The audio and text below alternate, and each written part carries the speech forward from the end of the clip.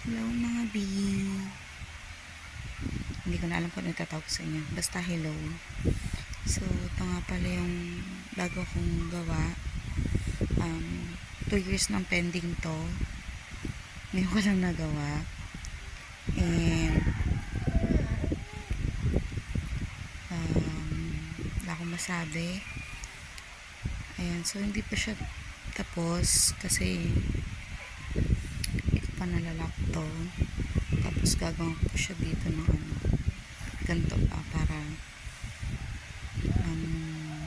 hindi siya magasgasan kung ano man yung ilalagay dito. Or kung hindi naman makaka-apekto sa ibang gamit, pwede naman ganyan na lang siya.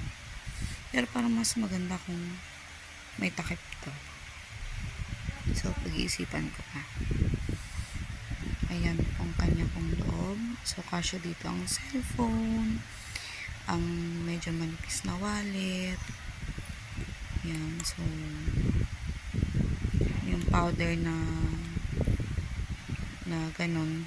Tapos lipstick, konting makeup, ganyan. Ayan, so medyo manipis lang yung nagawa ko. Ayan yung likod. Ayan. Tapos ito siya.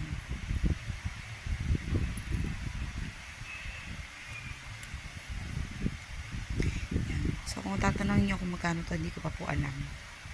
Ayan. Pero, siguro mga, syempre, hindi naman ito abutin ng 1,000. Malalaman kasi, ito pa lang, yung mga materialis pa lang, baka magkano na, labor pa.